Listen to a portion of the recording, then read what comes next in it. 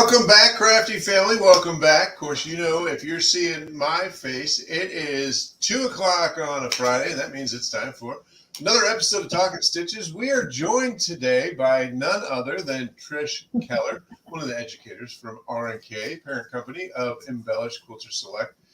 Floriani, I forget what the other one was. A lot of brands. So you guys have seen her before. We've had her on here twice before. We're so proud to have her back. And actually, she's coming back again next week. Joe, can we get Trish back up here? There she is. Hey, Trish. Hey. I don't know if I'm speaking for everyone here, but I got to tell you, I'm really excited to see all of your creations today. The sample photos that you sent looked really cool. And, you know, one of the things that I love about presenting projects like this is that not only are they super cool and they look nice, but they're functional. You can actually use them. So a lot of times, you know, you make stuff and you hang it up on the wall and it always looks nice, but creating stuff that you can actually use, number one, people really appreciate getting gifts like that because you can actually use it. But it's fun. It's fun to create an organizational item. So we're really excited to see that. And of course, we've created a list underneath the live feed today that shows all the stuff that Trish was using. So if you do happen to want to recreate any of these things, we've got all of this stuff below. So we're going to get back to that in just a second. A couple of things before we get started today, guys. On the website, if you haven't already taken advantage of it, we do offer custom digitizing, which is creating embroidery designs with custom artwork, logos, kids' drawings, as you see. I still want to do that. I want to submit a bunch of our designs and create a memory quilt with the creations that your kids make. I think it'd be a great way to kind of make them live forever. But the cool thing is, about 4 months ago, we switched the format to where anything under 5 inches by 5 inches is just $10.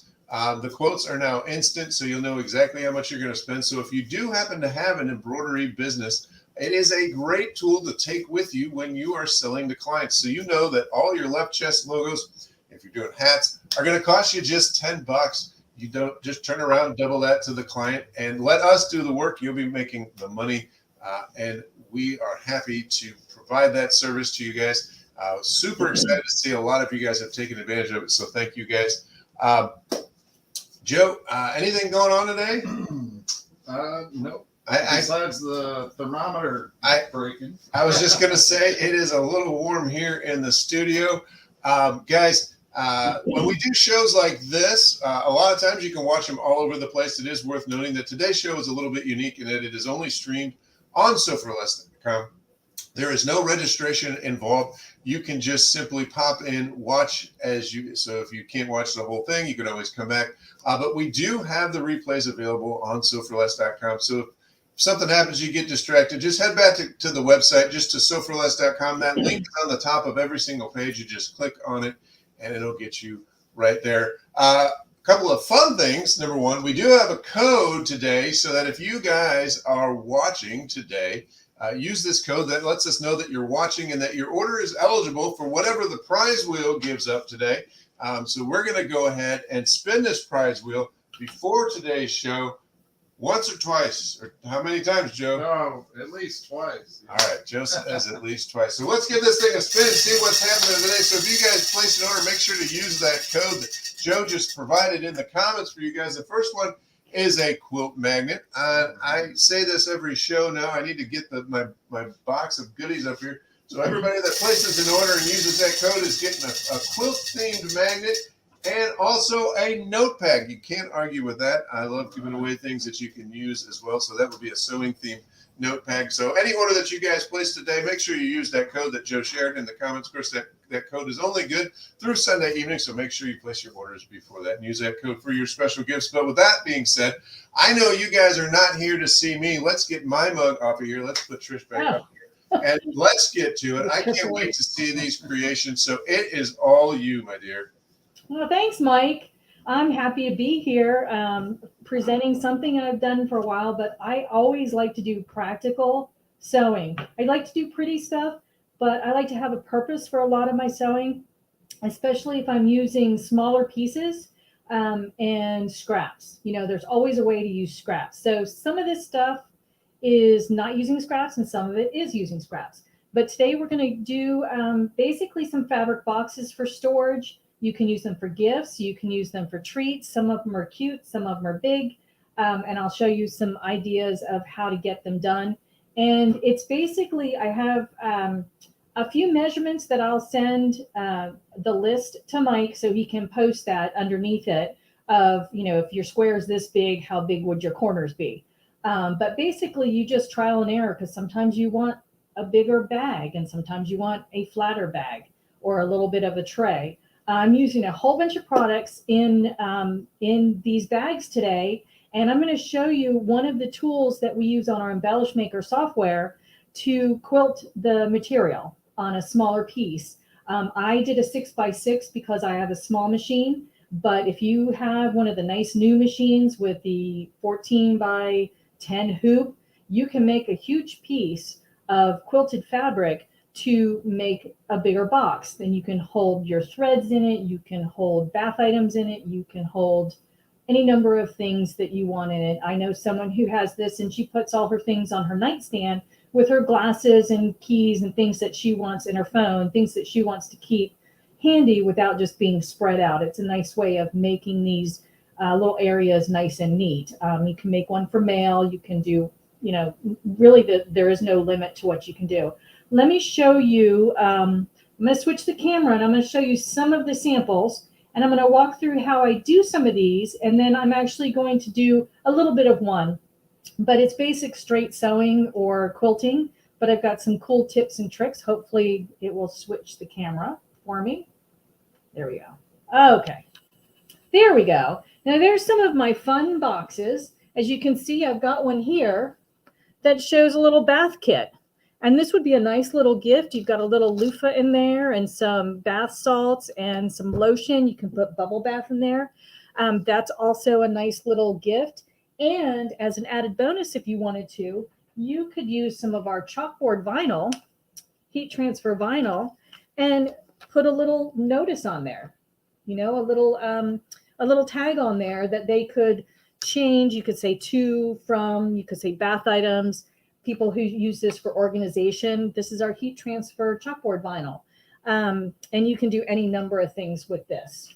I put some of this chalkboard vinyl in a little frame. I used our Deco Magic, and I just fused the chalkboard vinyl to some Deco Magic and then put it in the frame so you can write on it. You can make notes. You can do a bigger frame and make a dinner menu. Oops.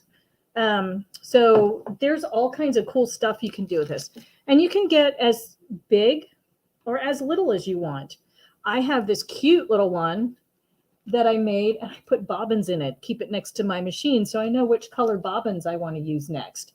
And I have some fun rivets. I have pearl rivets that I put in here. This would also be cute as a gift with a single chocolate in it, like one of those almond chocolates in it.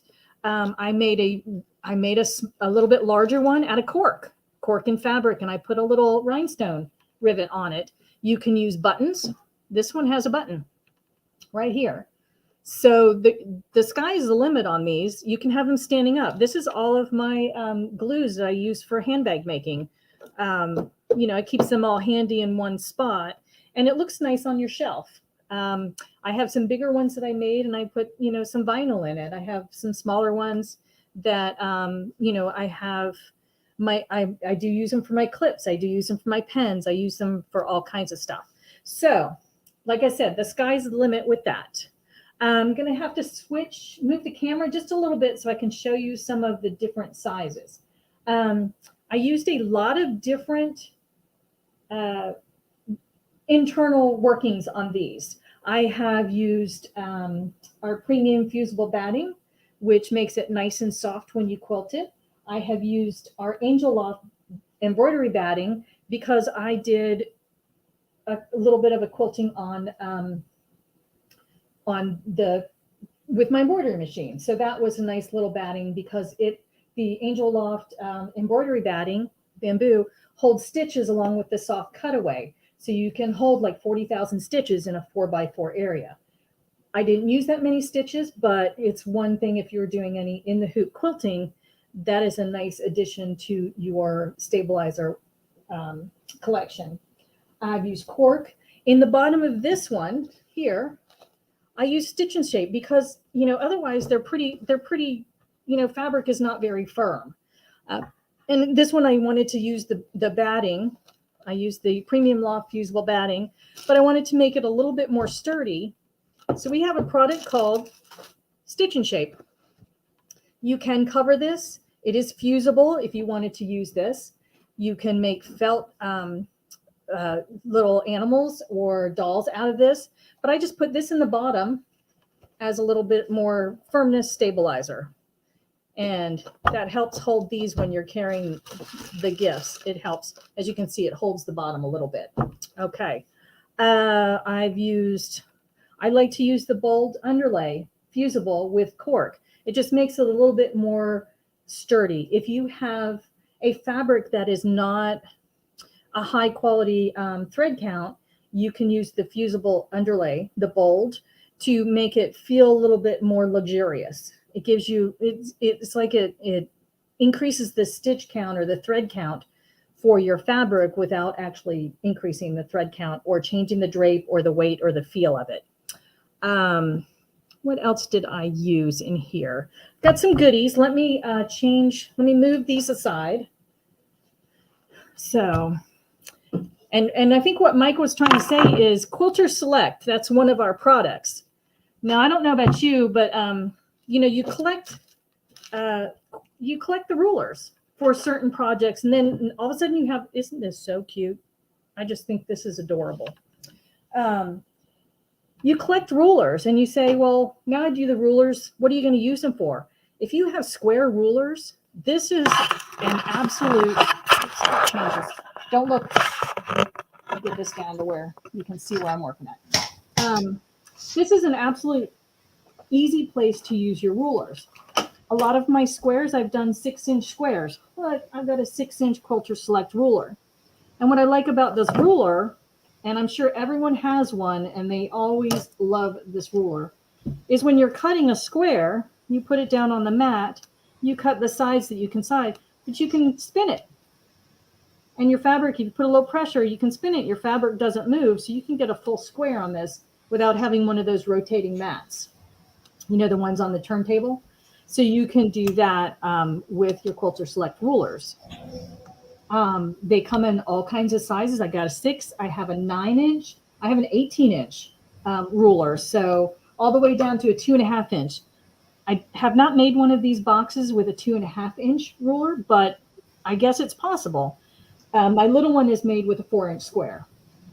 So Trish, since you've got your clips right there, I see it right there on camera. We actually had a question for Mary Lynn. She was saying she sees the quilting clips on special. Are these the ones that have a smooth edge, not to indent on plastic or vinyl? Can you get close up of those?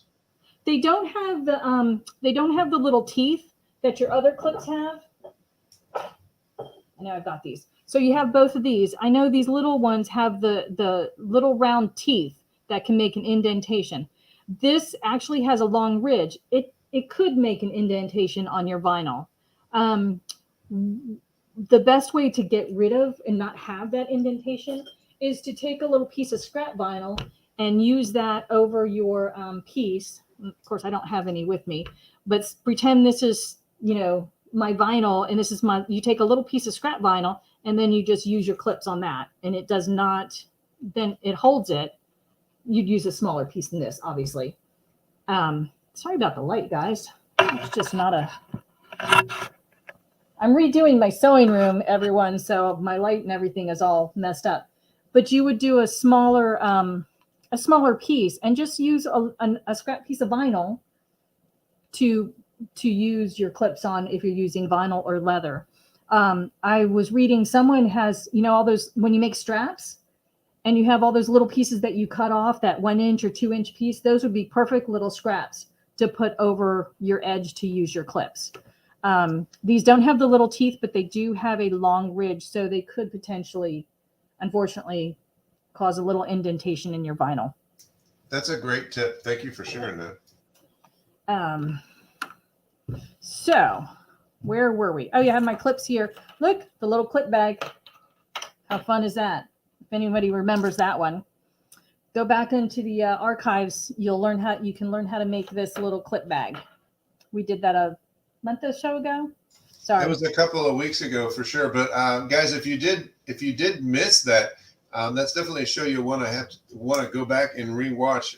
We went through making a whole bunch of different sizes. Actually, correct me if I'm wrong. No, not on this one. I don't think we made different sizes. We made a bunch of different ones out of cork fabric, quilted fabric. That's what it was. But I only had one size. Yeah. Again, another item that's cute and functional. Cute and functional. You can carry. I actually have one upstairs, and I carry my jewelry in it.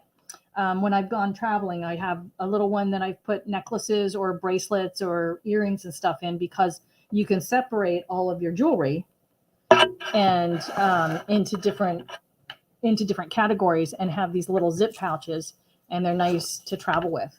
Nothing happens. There's not big enough where they can get real tangled, but they hold a lot. So another tip for that. Okay, so for these baskets, they start out with squares. Your basic square, and depending on what size you think you want, would be the size that you would cut out. This basket here that I have my little sewing machine, I keep this one. This is a good size. This is either a 10 or 12 inch. They're about the same. I believe this one might be a 12-inch square, but a 10-inch square works just as well. My glue is in a 10-inch square. And as you can tell with my glue, I didn't push the sides down because I wanted it to be up just a little bit. Sorry, on the sides. This one I tacked the sides down. So I keep this one next to my sewing machine, and my serger. So all those little threads, when you cut your threads and everything, they all go in here instead of on the floor. And then all at once, I can either dump them or I can save them, because I have this idea at some point I'm going to make my own little embellished fabric with threads. So stay tuned for that. But I take this on sewing retreats. I take this to sewing class. Everybody seems to like this because you can, this is where I put all of my scraps, all of my trimmings, all of my threads. And it keeps everything nice and neat. And it's better than a paper bag because, we want to not use things that we have to throw away. And when they get dirty, throw them in the wash. They're fabric. Okay. So this one, start off with whatever size square you want. I have a 6-inch square, 1, 2, 3, 4, 5, 6-inch square here. Notice I'm using my Quilter Select mat, has the right inches on it that match my rulers, so I don't even need to get a ruler out. So I have a 6-inch square, and this one's just going to be fabric. And all I do is I take the premium fusible batting that we have in Embellish. It's really soft, it's very drapey, but it gives some structure to it. One side is fusible with the little dots, and I fuse it to one of the sides of the fabric.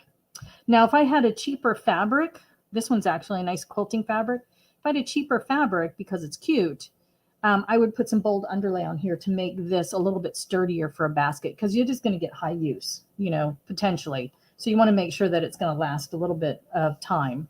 I'll fuse this. It's a wool silk setting fuse. If you fuse, okay, does anybody use their fusible, like batting has these little dots, and it comes apart and these little dots stay on your fabric? Does that happen to anybody? A lot of times that is because, it's weird, I know you can't answer me, is because your heat was too high on your iron. So most of our adhesives that we have at R&K are a low temperature fusible, which is like a silk wool setting, which is about 300 degrees if you have a heat press. So even our heat transfer foils are about a 300 degree with a heat press. So it's an easy measurement. All of ours are about the same. The only difference, no steam, the only difference where you would use steam is with the bold underlay if you wanted it to be permanent, like you wanted it to cover the inside of your shirt, to cover the back of that embroidery so it's not itchy. So that's where you would use steam. Otherwise, you do not use steam on these. So you would fuse this on here. And then next, what I've done, and I know this is going to be weird for anybody who quilts, is I will put this right sides together. So the second piece right sides together, and I'm going to stitch it about 1/4 inch from the edge, leaving an opening for turning. Okay. So you're going to back stitch those openings, because if you ever turned anything, you don't want it to start opening those stitches. So back stitch the edges 1/4 inch all the way around. Okay. And then when you're done with that, you're going to want to clip your corners. If you've ever turned anything, it reduces the bulk in your corner. So I don't have one that's inside out. Try this one. You have your, no, you can't see that. Actually, you can. See the purple where it's a square corner? You want to clip that and make that straight across so that you have an angled corner. That reduces the bulk. And then you're going to flip this inside out. Once you flip it inside out, it kind of looks like this. And then you're going to top stitch around the edges to close up that opening. Yeah, here it is. It looks like this. And you have an open edge. You have an open edge, and you want to close that opening. So that's what you do when you top stitch around. It'll close that opening. Now you don't have the quilted part. This is where you would quilt it. You could straight line quilt it. You could cross hatch it. You could use fancy rulers and make scallops. This is also a good chance to practice your free motion quilting. If anybody does free motion quilting, these are good projects to practice your free motion quilting, but it's not wasted. You're going to use it at some point. So when you've got it up in a basket, you're never going to notice what the quilting looks like. This one here, my lines probably are not straight because I didn't mark them. I just eyeballed them because it's a basket.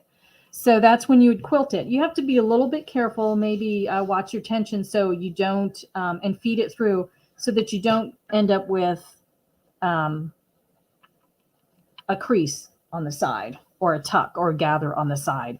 But it can be done. These were all done the same way without a tuck. And so there's no tuck or creases in them. And if you get a tiny one, it's okay because as you can see from this square, you're going to make a box. Okay. Everybody got this so far? Any questions, Mike? We've been trying to take care of them as they come up in the comments. I had to laugh at myself because I was commenting that with the exception of the thread, all the other items have free shipping today, but I managed to just mangle my comment. I was making a joke at myself. So Marilyn, I just want to make sure you knew that was actually commenting on myself. I had my comment was not well thought out, not yours. We appreciate your compliment to the Quilter Select rotary cutters. Yeah, so my comment was I mangled it. It was horrible, but no. Mary Lynn was just saying that the Quilter Select rotary cutters are a great weight and a very nice cutter, and so appreciate that. And she was saying that we have the best prices on them, but we sure try. We do have free shipping on those as well right now. Ooh, free shipping. Other than that, Joe, did I miss anything? Were there any other ones? Oh, one thing I did want to address is that, yes, there was a question that was posed. Are the past videos archived on the website? And the answer is yes. You can go back to the Talkin Stitches category underneath the live shows, and all of them are categorized. So you can go back and rewatch any of them. Even the other two that Trish has done, which I highly recommend doing if you have not. But other than that, no, I think we're all just kind of enthralled. I love the fabric choices, by the way. Super good. I love the coloration. Yeah, I love those. I'm purple, and I like purple and green. So as you can see, I have a lot of this fabric. I got it from R&K. They gave me some things to make stuff, so I didn't have to buy fabric, which was really, really nice. Yes. So then you come up with your square, and this one is a 10-inch. It started off a 12-inch square, and you're doing a 1/4 inch seam, so now it's 11 and a half, which makes sense. So, and the nice thing, like most of my projects, there's not that many where you have to be perfectly exact. If your seam is a little bit bigger, it really doesn't matter. And if it's a little bit smaller, or if you cut it 12.5 inches, it really doesn't matter. That'll just end up the size of your box of what you want. I believe this one here that has these in it was a 14-inch square. And then this one has a little bit bigger, deeper side and a wider bottom. I don't know if you can tell that on here, but I did a higher side than I did moving in. And we'll show you that. I did a higher on the side with the opening than I did going towards the bottom. And that was to give it a little bit more closure at the top. So you do have to be careful of that, because you can make it too tight. And then you go up. But I'll show you how you're going to preview that. All right. Get all my stuff out of the way. So you have your square, and then we can quilt it. And I can quilt it if you want me to, or I can just show you how we're going to be making these square. So that's up to you. I would just straight quilt this. Now I do want to bring up, for all of you that have these fancy machines with multiple stitches, okay, how many, you have your machine and you have 60 decorative stitches or 100 decorative stitches. Do you ever use those stitches? And this is when you need feedback. All right, everybody, let's see it in the comments. Yeah, who uses their stitches? That's right. That's a great question. I've actually wondered that many times myself, And when would you use your stitches, right? Just kind of what, especially when you have like 5,000. I mean, these machines are insane. I know you're using your embroidery, but you're doing straight stitching. I do some quilting. I do placemats, and in my quilt guild does them for charity. And when you do binding, I don't like to hand sew. I can, but I don't like to. So a lot of times with my binding, I sew it to the back, bring it to the front, and do a decorative stitch all the way around my binding. And then you get to play with your decorative stitches. It does take longer, but it looks better in the long run. And what I was bringing that up is, sorry about the lighting. I got to fix that. Like I said, I'm reworking my whole sewing area, so I'm going to have better lighting. But I don't know if you can see this, but look, I used a little decorative stitch on this. Is that better? So I just used a little flower stitch. And I just quilted it with that. And this one only took 3 lines. But it didn't take that long. And, it just adds to, sometimes it adds to the, adds to your little project. Now, one of the reasons I like to use decorative stitches is because I'm really bad at measuring out my quilt lines. I don't know why I have this mental block about quilt lines, but if you use decorative stitches, nobody's going to know if your lines are a little bit off, are they? One of my favorites is to use the stipple stitch or the wave stitch, and that's pretty fast, but it's not a straight stitch, so it's supposed to be wavy, and you can adjust how deep or how skinny it is. But that's my lazy man's way of doing some quilt lines when I do smaller projects, and then I don't have to measure out the lines. I can just eyeball it, and no one will ever know. Quick tip for you. So this is where we got to. And then you just press it, and you've got a nice little bag. So we'll pretend that we quilted this because we can. And then just eyeball measurements. So I don't know why I had that on there. So for this, you figure out which side you want on the inside and which side you want on the outside. Okay, so if you want this to be on the outside, you're going to want to sew on the inside, maybe, because it's all your choice. If you don't want to sew on the inside, if you want your little, it's going to be dusty. I have more of these. But if you want your little, this is better when it's not put down. Here, let me grab another one. Let me get rid of my glues here. I'll show you.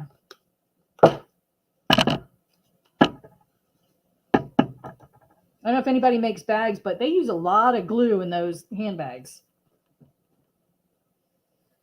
So you could have it, if you wanted an interesting box, you could do this.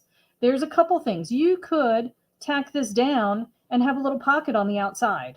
You could put a small, depending on the size, you could put a small pen in there. If you use this for makeup, you could put your mascara in there. You could put your eyeliner in there. You could put nail polish in there and all your nail files on the outside edges. So there's nothing that says these have to be on the inside. Okay. Or you can have them on the inside and you can tack them down on the inside. I've done that for some, and some I just don't care.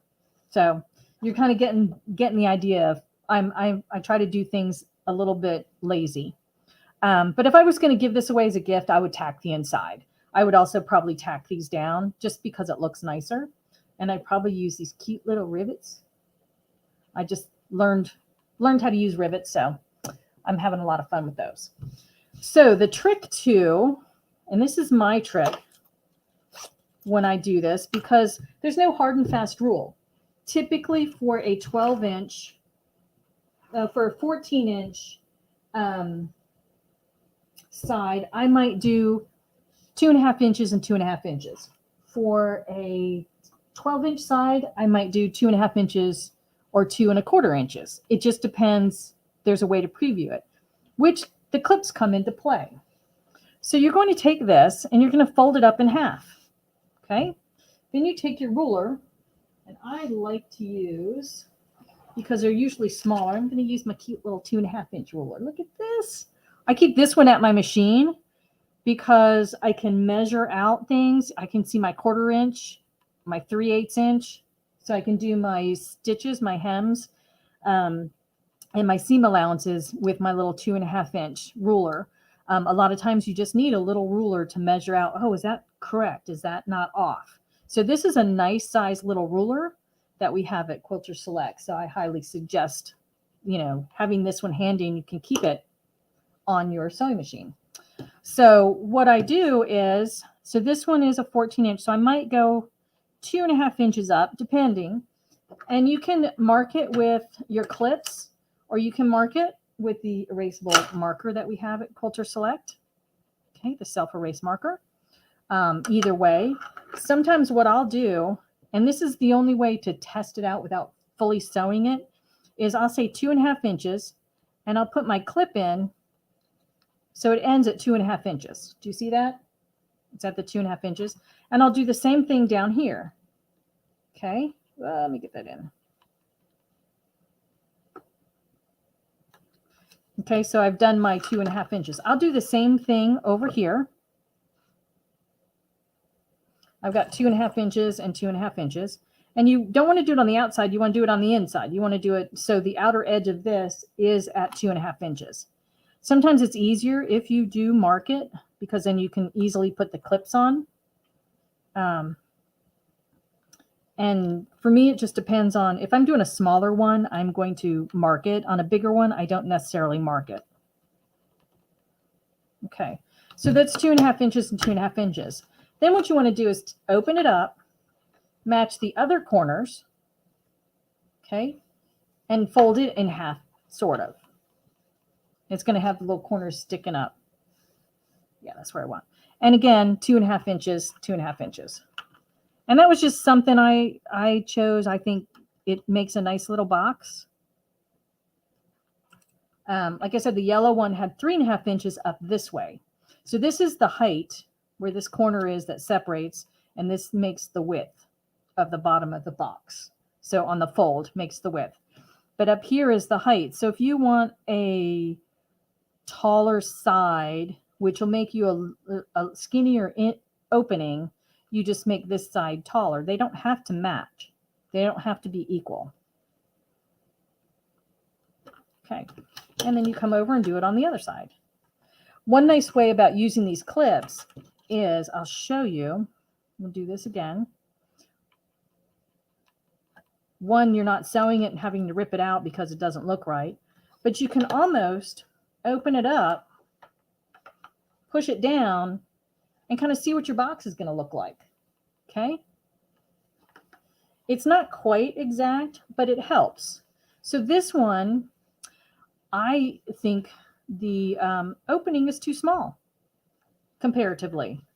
So I may make these, you can kind of tell, it'll sit up a little bit different, but I might go 1 3/4 inches for the sides, for the height. And then you just move it down, which these are about 1/2 inch. These clips from R&K are about 1/2 inch, which is nice.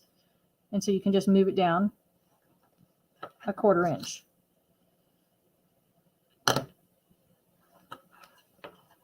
And this way you're not ripping out seams.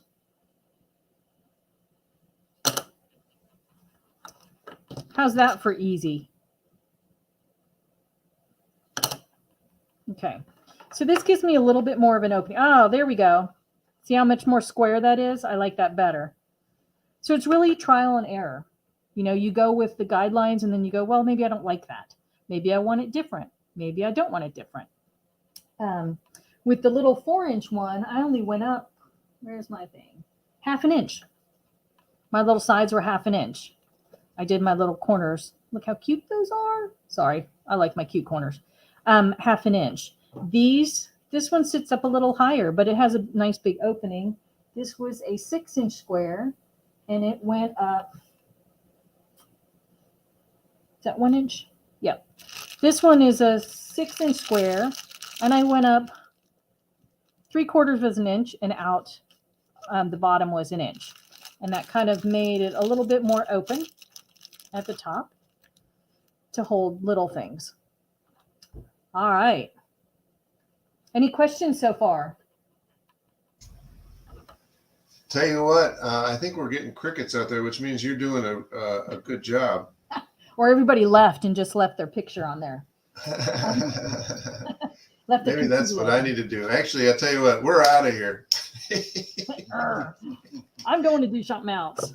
I'm just kidding. I'll watch this. No, you're doing a great job. I love the little the tip for the exterior pockets, and Donna actually did too. But she wants to know, what size square are you working on right now?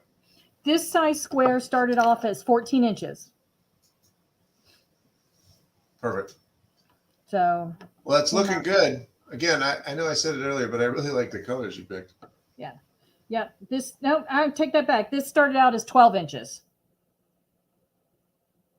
This one started out as 12 inches. So let's go 2 1/4 inch up. So how many different sizes do you think you've made of these? How many have I made of these? How many different sizes? I've made a 4-inch, a 6-inch, a 10, a lot of 10 and 12s.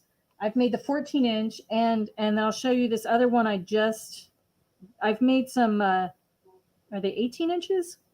So you have that big 18-inch ruler. Got something for you right here.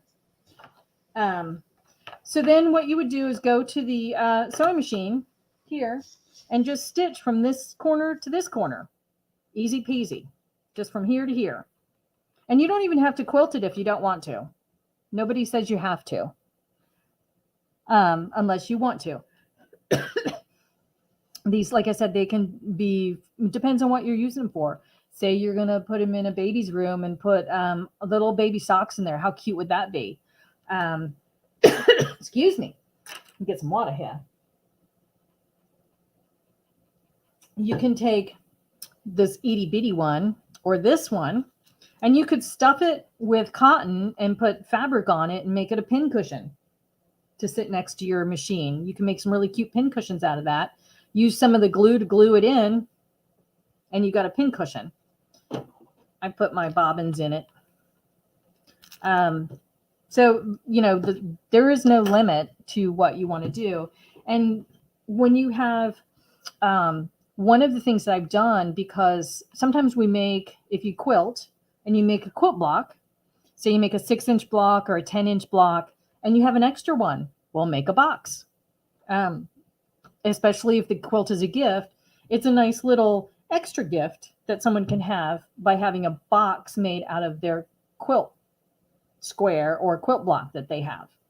So that's fun. And then I was going to show you, where is it? I got a big one. Oh gosh. This one's hard to see. I'm going to switch my camera for a minute.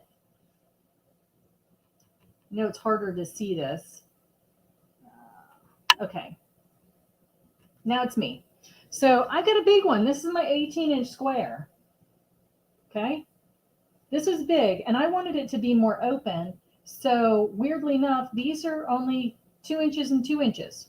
My little corners. I have not sewn them yet. 2 inches and 2 inches. And what I've done in the past, I have one that's not quite as sturdy. Sorry about that. Don't watch my mess. I've got my serger threads in it. This was one of my first ones. I've made this one better, but I've got serger threads in it. It's a different kind of box. This was like a paper bag with the corners, but you can put your threads in it. How cool is that? And this one I've used their SoFab foam in it to make it sturdy. I don't know if you've done any by Annie bags. That she has her own foam. I know a bunch of people sell them. I, of course, am biased with the SoFab foam. Ours is one-sided adhesive. I don't typically use the adhesive because it makes wrinkles in my fabric, but that's a personal preference. And it depends on what you're making. But I just straight line quilted this. So this is going to be my outside. And then I will probably put a button on here. And then I'll put more threads in here. So that's kind of cool. I'm also making one for my bathroom so I can put my face lotions in a smaller one in a little tray just to get more organized. So that's kind of a cool one too. Yeah.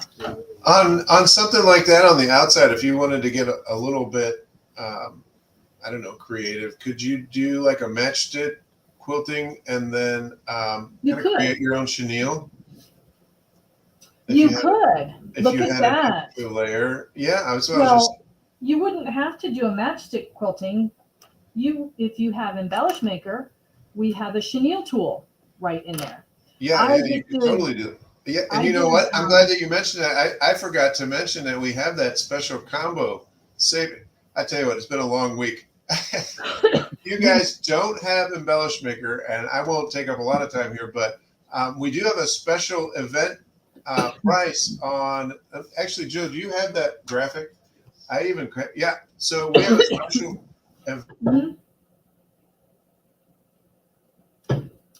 So does anybody have any questions on the box? Do you want me to watch me sew one of the corners, or do you think you've got the corners? Oh no, we definitely want to see you. Yeah, at least one corner. Yeah. Okay. I just wanted to show them so that right now is on special for $14.99.99. It's quite a combo. It's a fabulous deal. Actually, Tiffany emailed me how many designs are in there. Let me just pull it up real quick and tell you guys. Of course, I say that real quick. Here it is. Over 50 embroidery designs, 14 projects. You see all the thread. You do get the Embellish Maker software and a slew of different stabilizers to get you going. So it is $14.99.99 right now. That price is good through the weekend if you don't have it. And you can also add the crafting cut for a discounted price as well. So we can grab it. All right. So sorry to hijack. No, that's good. I'm going to show you a little bit in the Embellish Maker, but that's a fantastic deal. And in it, you will get the premium fusible batting, the Angel Loft batting. What else are you going to get? Our foolproof repositionable, which is for applique. And I'll show you a sneak peek of what I'm trying to do with some thread. And if you have any ideas, let me know on how to make it better. You get the CDs and the designs. And if they're Hopi Yoder designs, you're also going to get the artwork, which is great for SVGs or manipulating your designs, which is one of the key features in our Embellish Maker softwares. You can manipulate parts of designs and combine designs together, regardless of where you get them from. Let's see. The last thing I didn't show you, and this is how we'll segue into the Embellish Maker software, is our software has a 3D tooling. So basically, it quilts your fabric for you. And Let's see if you can see this because my lighting sucked. But see, this got quilted. This was done in the hoop. Okay. And the only thing that wasn't done in the hoop is I have to top stitch it and close this this top here. The backside is not quilted. So what I did was I made the design, and I'll show you some of those designs. And I hooped my soft cutaway, and then I put down the outline stitch. Okay. Then I put down my fabric and my Angel Loft bamboo batting onto the placement stitch. And then it did a tack down stitch. And then it did the 3D tooling or the quilting on my fabric. And then I added an extra step with my software, just putting lines and making it a line, a run stitch. I then, once it was quilted, I then took my other fabric and I put it right sides together, and it stitched. And I left an opening because you can do that in the software, and it stitched it around. So it was done. All I had to do was take it off, cut it, turn it, and now I just have to top stitch it. And I have the outside is so pretty. How easy was that? I mean, this is something you can put on your embroidery machine and then go make another something else. Go make another little box or something. You don't have to sit there and quilt your fabric. I've got another piece here where I've got larger quilting on it. So you can size the quilting. Okay, throw that off there. Do you really want to see me do the corner? I can do that. Maybe just one. You want to do just one? Yeah, absolutely. Let me switch my camera over again. I'm looking for fat quarters, so I'm just going to share a link real quick. Yep. And there's a whole shot for a motorcycle. You're welcome. Fat quarters are a fantastic use for making a bunch of these. You can get all kinds of different patterns. You can use any different fabric. I think, Mike, do you still have some decorator fabric? I do have decorator fabric, but what I just sent the link for was the fat quarters. The decorator fabric is kind of like bulk, so we're still trying to figure out how to sell it. We're going to probably end up doing it by the pound because so I have tons of it, so I got to figure that out. But the link I just shared is to all the. Okay. Sorry about that. I'm just going to hopefully get this set so you can kind of see my sewing. I can't turn this light off. My other machine, I can turn my little light off. I'm sure there's a way, but I don't know how. Yeah, there's a way. You just have to unplug the machine. Well, then I can't sew with it. My other one I can. I'm just kidding.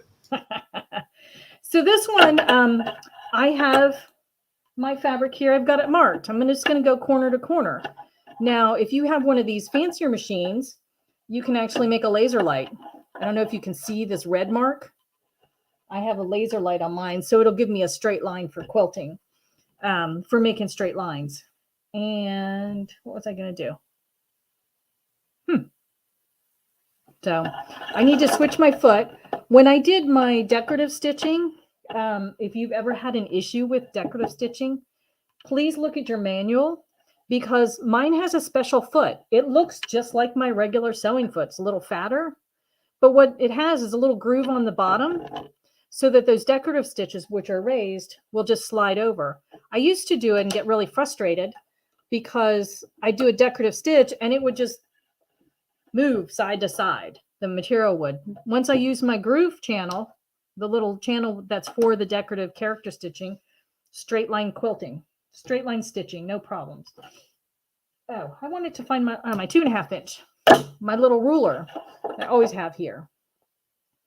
Okay.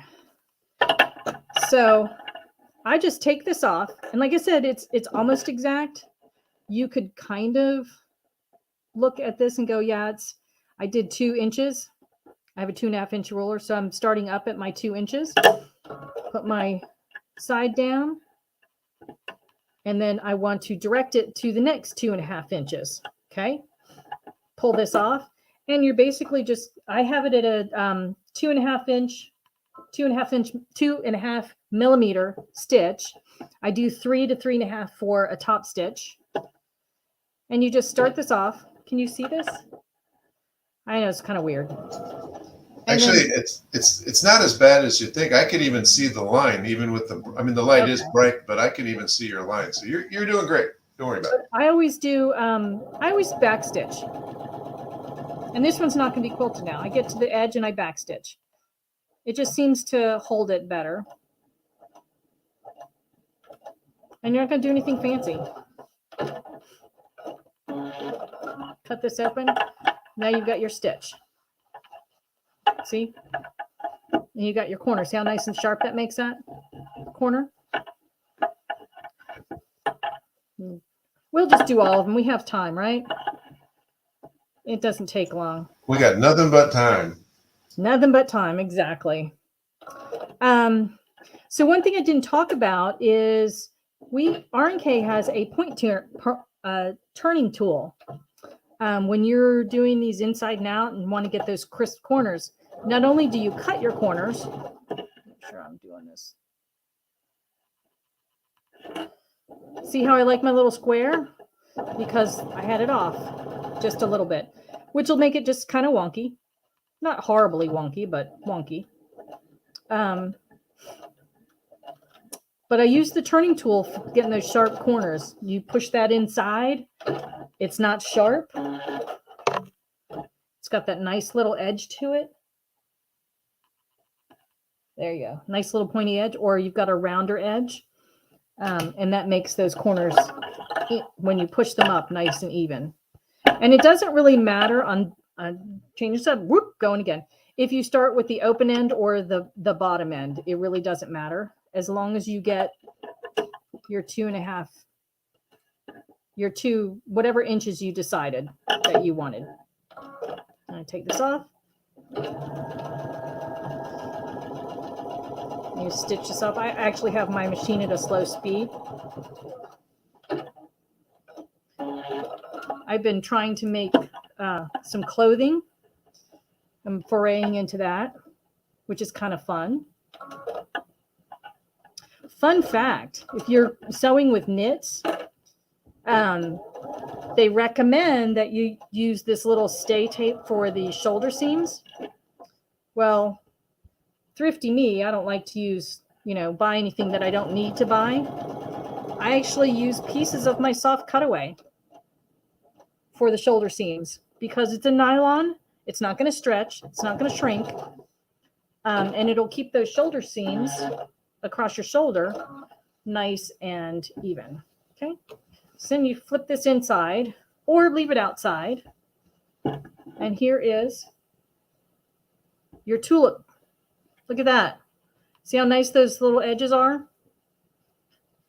And then if you really wanted to, you can hand tack this down. You can tack down the little tack stitch on either side if you wanted to have those in. You can tack them side to side inside here so that they're not inside. You tack them to the walls. And then you can have this down or up depending on your use, or you could do it like that. Okay, so there's your little corners. Make sure square. There we go. Got these down. Okay, there's my new little box. And like I said, it doesn't even need to be quilted. It'll work even if you don't want to quilt it. All right. Are we ready to get into some of the meat and potatoes, to how to do this 3D quilting and making chenille? Absolutely. And when you say meat and potatoes, you're starting to make me hungry. I know. I'm on the East Coast, so it's closer to dinner than you. Yeah. So I can always eat a snack though. I can't remember how we did this. Did we share? You can share. If you click on the share, it should come up with a way to share your screen. You see that down at the bottom? Yeah. All right. This is the one I want to share. Well, I'm excited. We didn't get to this last time, so this will be. No, we didn't. There you go. I see it down there. Do you need me to put it on here for you? No. Can you guys see it? No, I see you right now. I see it down here. Now I see your screen. Put that on there. Yep. There it is. All right, and we're going to make that full screen so we can see a little bit. There you go. Okay. Let me get that over here. Okay, now my little cursor over here. I'm that fancy. I have second monitor. Okay, so let me close this up. This is Embellish Maker. How many people are familiar with Embellish Maker or Floriani? Because that's our sister company is Floriani. You know, I'm actually going to take a second here to do a quick plug. We have 4 spots left in the very first Embellish University, and that will be with Cookie Gainer. So, guys, if you are interested, if you have the software already, I am kind of curious how many of you guys watching do have the software. I know that it's a pretty popular program, so I wouldn't be surprised if a fair amount of you guys do have it. If you're interested, I'll post a link to the Embellish University. Again, guys, actually, it may just be 3 spots left. We do cap the classes at 25 so that it is a smaller learning setting, and that way, you know, everybody can be. If you have questions or concerns, you know, it's easier to address a smaller group. So we do cap it at 25, and it's 3 or 4 spots that are left. I'm going to set that in there. So, but with that being said, I'm going to let you kind of take back over again. Yes. Oh, look at that. I'm sorry, I'm looking at comments. Somebody said they use pierced stud earrings to hold the flap down. Absolutely. You know, you always have that one you lose. So that's pretty cool. That would be one way of doing it. I like that idea. Definitely the university is fantastic. You're going to learn how to do so much stuff, so many things on this software that you never thought you could do. But you come for the software for the ease of use, and then you go to university so you can even use it more fully. It is a full digitizing software, but we have some shortcuts to make fun, unique creations without having to fully digitize something. As Mike mentioned, chenille on the back of one of the little bags, especially if you're doing a teenage bedroom or something like that, a baby room, you could do chenille on the outside and fill it with diapers, make it bigger, fill it with diapers. That kind of thing, or all of your lotions and potions and, you know, things like that for, or t-shirts or whatever for baby room, and make chenille. So that's kind of neat. You can make chenille in Floriani, and I am not good in Floriani yet. I'm still learning it because there's a big learning curve in Floriani. Ours is a complement to Floriani software. So if you have Floriani, this is a good complement to the Floriani software, but it is a standalone, fully digitizing software. But in ours, you make chenille using one to 2 clicks of the button. And in other softwares like Floriani, you use 60 clicks because you have to make each individual stitch. This has a shortcut. So in that respect, so this is our software. It's pretty clean. We have it a nice clean surface. There's not very many buttons. All of our things are on the left-hand side here, and there are toolboxes. And you can keep them closed once you learn them. When you're just learning the software, sometimes you want to open it up, but look how busy that is. You really got to search for what you're going to do. Okay. And then just as a caveat to show you in the beginning, you're going to see a whole bunch of these little gold yellow ends. And that is because I also have Crafting Cut software. Crafting Cut is a crafting software. If you use a cutter, a vinyl cutter, or if you can cut out applique on fabric with Crafting Cut. There's a lot of things that you can do with Crafting Cut. There is a rhinestone tool maker. There's mostly vinyl. You can combine things and weld things and cut stuff out and do knockouts and things like that. But Crafting Cut, if you own Crafting Cut, then you get Embellish Maker. It will embed itself in the Embellish Maker. It doesn't do it in any other software that we have. And this is the only one it does. But it allows you to access all of the tools that are in Crafting Cut. You can also access an Embellish Maker. So if you have something in Crafting Cut, some shape or something like that, you can make it into stitches. Vice versa, if you have something in crafting, in Embellish Maker that you've created, you can change it to artwork and make it an SVG and cut it out of your foil and vinyl. So it's very versatile. I like it because, again, as you saw, I like shortcuts, I like ease of use, and I like to do things fast. So this is something that you can make things a little bit faster. Again, it's fully digitizing, so you can change your points, you can tweak things, you can make it a little bit sharper, a little bit softer, any number of things that you want to do with that. You can start with everything closed, and then on the right side, we'll show your properties and your sequence once we have something on there. So I wanted to show you the 3D tooling that we have, that I made, the quilting software. So that is in something called Design. Nope, it's not. It's in Create. So some of these are close. They're Create, Design, that type of stuff. I get those mixed up sometimes. So we have a bunch of things. We have a digitizing wizard, an artwork wizard. We have an embossed designer. So you see those nice towels that have shapes in them that are fluffy on the center with words or letters or something like that. We have a quick auto tool for that, but we're not working on that today. We're going to do the 3D fabric texture tool. So that's basically quilting your fabric.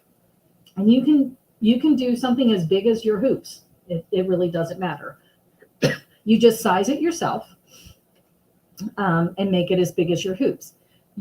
Over here, you've got your auto tool texture, and you can do in metrics or you can do in inches.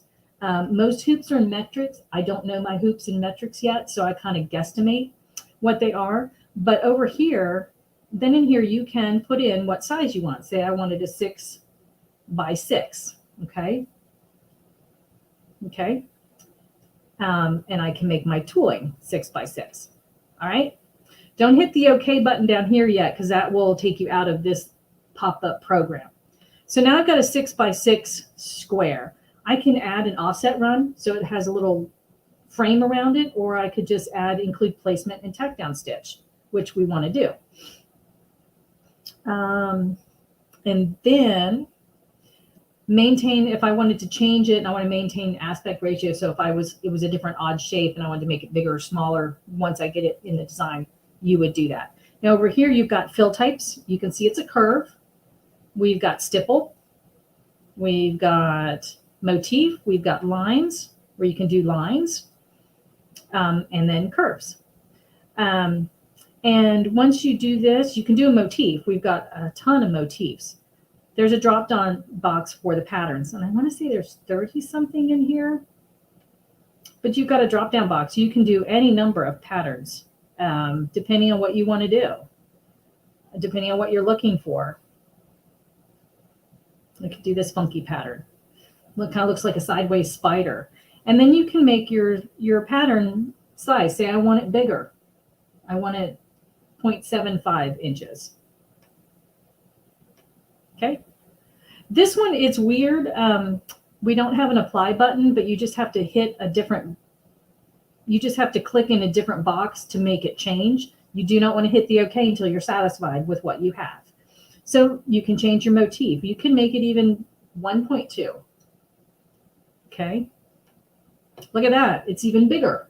So you can do it as big and as small as you want your motif. Once you're satisfied with it, you just hit OK, and it comes up, and you've got your software right here. So it's a 6 by 6 inch piece. I've got my sequence over on the right-hand side. Can you see this? Yeah, there you go. I've got my tack down. I've got my placement stitch, my tack down box, and then my stitching. Okay. And then what I would like to do is probably, let's see if I can take just this box. Okay. And I want to copy this. Let's see if I can do this. And I want to paste it. Okay. So the reason I did that, there's two ways of making the outside stitch to make an in the hoop design. So now my sequence is my placement, my tack down, my stitch, and then I have another tack down box. So this is where I could do my second, you could do one of two things. I could do my second box. Okay. I could also draw a second box. Okay. And let's see if I can pull this off. So I can pull this off. I can pull this off here. And I can edit this. Maybe I can't. Nope. I can in the crafting cut, I can cut, but since if you don't have crafting cut, you want to cut a segment for the knife. And that should apply it. Okay, now I want to get rid of that, the path. Ugh, sorry about that. My computer's acting up a little bit. All right, so we're going to go back. I'm going to hit my right click will get you out of your knife tool or your little arrow. And then I want to go back to where I was. And I'm going to get rid of that one. The next thing I could do is draw a design, design this with a line. And I could just draw a line from here to here because you want to have leave that opening. And then over to here and then to here. Right click. And then you want to do a line again. From here to here and here. Okay. So I've made two things. I want to combine these two. Hit Control and then right click and you can group them. Okay, yes, you can't group them. You can group them. Now this is one reason I still need to go to university. I'm still fairly new at this. And truthfully, what I did is I just added that second box and sewed it and then just picked the stitches out so I could turn it. That's really how I did this. I'm still learning some of these nuances of using the knife tool, and that's something that you will learn with Cookie in the university. So it's a great program, and you're going to learn all kinds of cool stuff with her. I still take some classes with her. I've been with Embellish for about 6 to 8 months. So I don't know the whole thing of the software, but I do know quite a bit. And I do know it's got some really cool tools. So on that note, I'm going to close everything up here. I'm going to open my file and get a new page. So I'm going to get a new page, and I'm going to do the chenille, the back that you would do for the back of one of these boxes. So you would go down to Design. You would take the square. And if you're doing a square, and you just do your square, you can just make your square. Over here on the right-hand side, you've got Properties, and you can, where's my width? You can change, oh, here it is. You can change what the size is. And I want to get rid of maintain aspect ratio. Remember I said that? Because I did not make this perfectly square. But you just take this back stitch, say I want a 10-inch by 10-inch. Okay. Square. This one you would hit apply because it's not a pop-up box. Oh, we can't see it now. So go over to the top tools, and this will bring everything back to center. It's a little magnifying glass with a little center in it. This will make things bigger. This will make things smaller. This will bring it back into center. Okay. So right now I've made a box. Okay. There's nothing special about the box. Over here in your properties, in your sequence, you can see there's 0. This means there's no stitches. Okay. Which is okay. We don't have any stitches yet. You could change this to a run stitch. This is how you could do the outside of your other box. You can change this to a run stitch, but you need a closed shape to use some of our special tools. Since we have a box and it's highlighted, we're going to go down to Convert because we want to change it. So Convert is change. Open this box. And if you notice, there is, all of these are highlighted. If I click off of that, see how they're shaded out? That means there's nothing selected to change. So I go over here and change it. We have changed artwork. It is artwork. Change it to a run stitch. And when you hover over these, it will tell you what it is. You can do a column stitch. So if you're doing your own lettering and you want to do a column stitch, you can do that. You can do a fancy fill. Say I want to just fill this with stitches. I can do a fancy fill.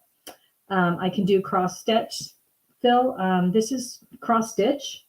I can do a motif. I can do, let's see, this is an applique. This will change this to an applique. When you change it to an applique, if you ever do applique, if you look over on the right-hand side now, it gives you all your steps for applique. It changed it.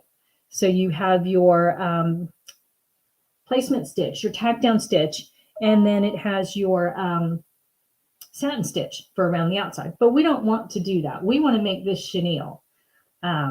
So I'll go down here and I've got these other little things. I've got chenille here.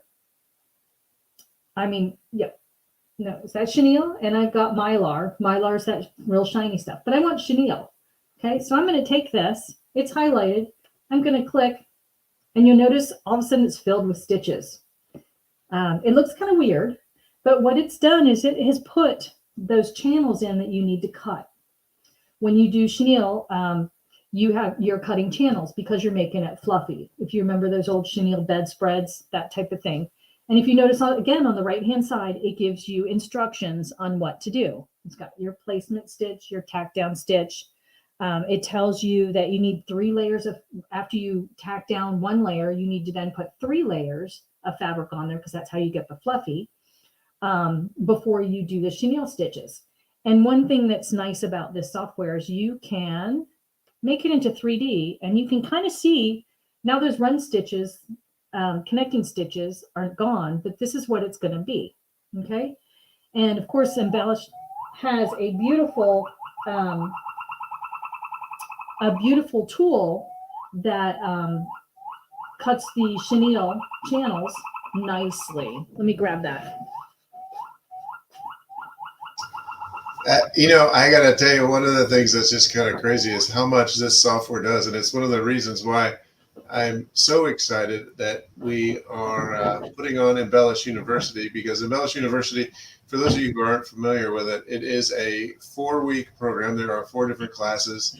We're going to be meeting in a private Facebook group and figure on around 75 minutes per class. And one of the things that Cookie's going to be taking you through is all of the ins and outs, kind of like what we're doing right now. This is just kind of a short synopsis, but there's going to be a whole lot of stuff just like this. And just even if you look at that one toolbar on the left there, it's easy to get confused, overwhelmed. I mean, at least I speak for myself. I can't speak for everyone, but there's so many toolbars. So that's some of the stuff that we're going to be going through. Well, just look, I've forgotten how to use the knife tool because I haven't used it in a month. So, you're going to have this class, and she's going to make it so you can't forget it. She's actually really good. She'll make it easy so that it's easier to use.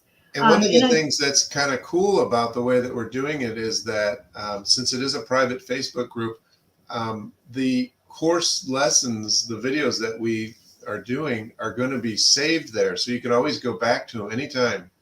Oh, that's perfect. So, that's only for people that, enroll in the class. It will not be public, but if you do enroll, you'll have access to it forever. So. Right. And if it's popular and sells out, they'll do it again. I'm throwing Cookie right into the fire right there going, she'll do it again. She'll do it again. She will. One thing I wanted to just end with is, so we made our 3D tooling, and now you're like, well, now what do we do, right? Well, you want to save it so you can stitch it out. I do recommend that you save everything as it's a WAF file, and it's a WAF file. It's a working art file, and that saves your original design. So if you ever wanted to go back and change anything, you still have your original design. So set up a folder on your computer. So you're going to do File, and you want to do Save As. You get a pop-up box. it gives you a little button at the bottom, and this is a 3D fabric or whatever you want to, whatever that you want to name it. And then you go underneath it, it's already automatically defaulting to a WAF file, and you want to click save. Okay. Now the second step, you go back in and you hit save as again. Okay. You now have your WAV file and it's already named. Now you want to go to the drop down box, and from here you've got all kinds of languages. You've got your baby like brother language. You've got your Janome, your Elna, your Viking, your Faf. You've got all kinds of languages. Whatever your machine reads is what you would save it in, and it would save it to those stitches. Another fantastic feature of these softwares is you can change, you could save it into 4 or 5 different languages and share your design with your friend. Or someone, shares a design with you and they have a different machine, you can go in and change it to your language. And the software will read it and make it into the stitches. It doesn't work 100% of the time. It depends on how it was digitized to start with, but typically real good digitizing, it will change into your language that you need to read your software. So then you just pick your baby lock or whatever and you save it. And now you've got 2 files, your art file and your language file for your machine. And then you just put it on your USB stick and stick it in your machine, and it will pop up and it will read it and it will stitch it out. You can, if you have wondering how it's going to stitch out, down at the bottom, we've got the colors. We've got a little timer, and you can make your design stitch out. Let me make it start right here. All right, come on. There we go. And look, now it's going to stitch out the different designs, so you can see how it's working. There's your tack down stitch. This is also nice if you're doing something else and you have 2 designs you're putting together. You can see how it's going to stitch out, and if it's going to stitch out correctly.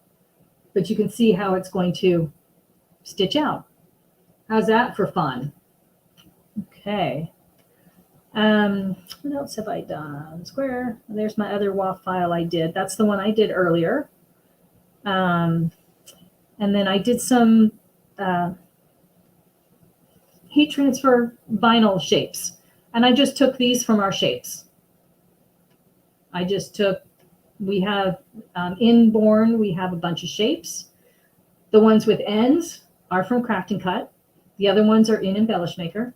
And it just gives you a pop-up and you can shape. You've got a fill shape, you've got an outline shape, and like a satin shape. So thicker and thinner lines. But you have a bunch of different shapes that you can choose from. Say it's Valentine's Day and you want to make a heart. There you go. You can change this immediately.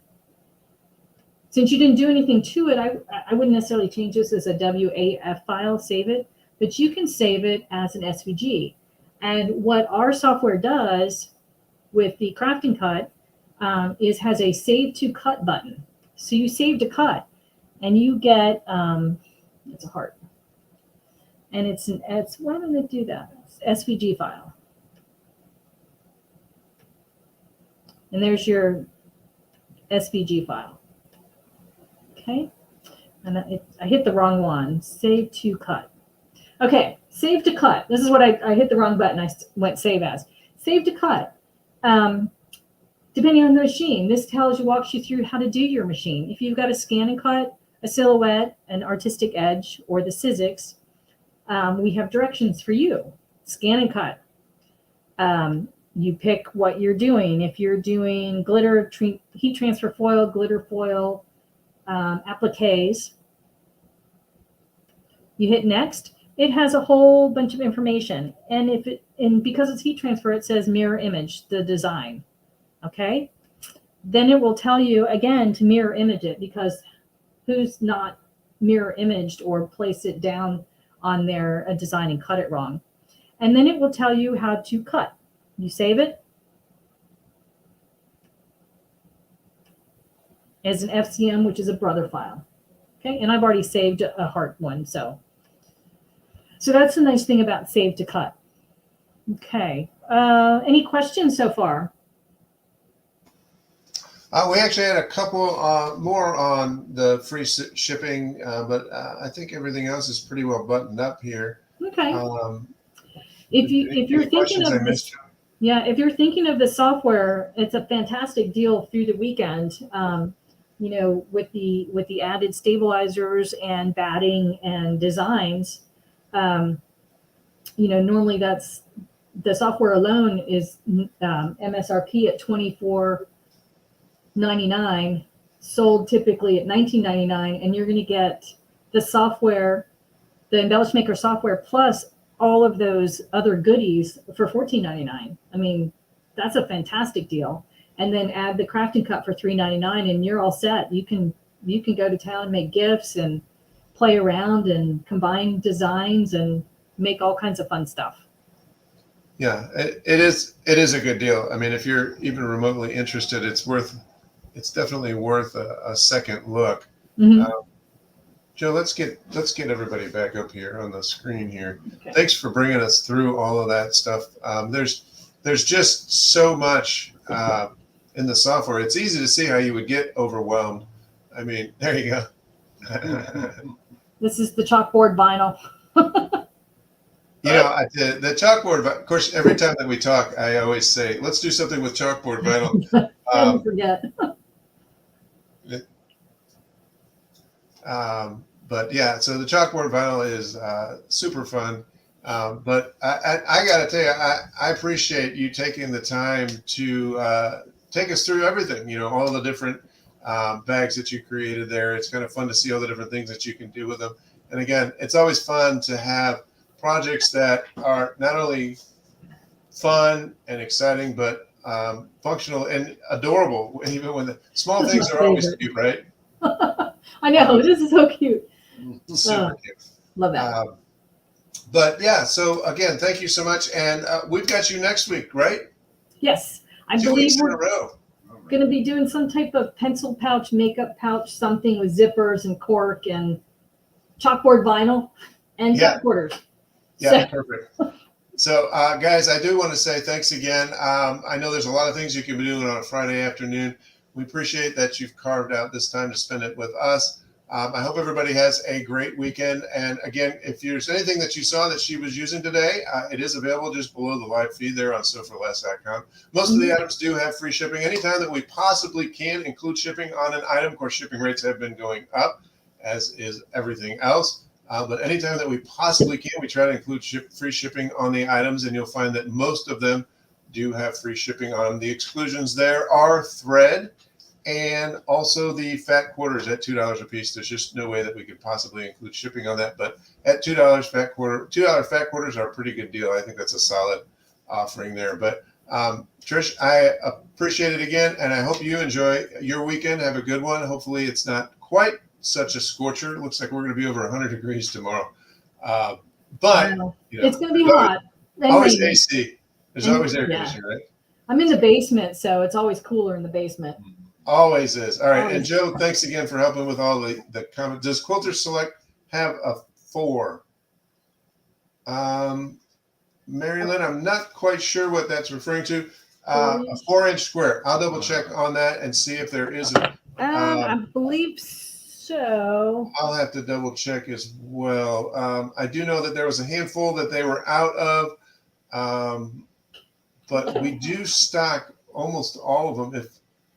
If not, Joe, are you checking on that? Yeah. So, Mary Lynn, we are checking on that to see. Actually, I'll do that real quick too.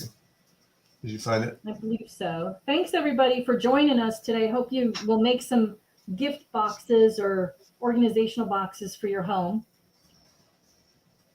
And I believe there is a 4-inch ruler square. I think there is too. I'm looking right now. There's a 4.5 by 4.5. Maybe. Yeah, I have a 3.5. Most of the rulers have gone to the half sizes. Here's the 4.5 by 4.5. I'm posting that right now. Yeah, so almost all the newer rulers have gone to the half size. So you get the 4.5 by 4.5, the 2.5 by. Oh yeah, we only have 4.5. They've almost all done that. I did post the link there for you, Marilyn. So, okay, guys, we're going to call it. Enjoy your weekend again, and we will see you guys next week. Thanks again, everybody.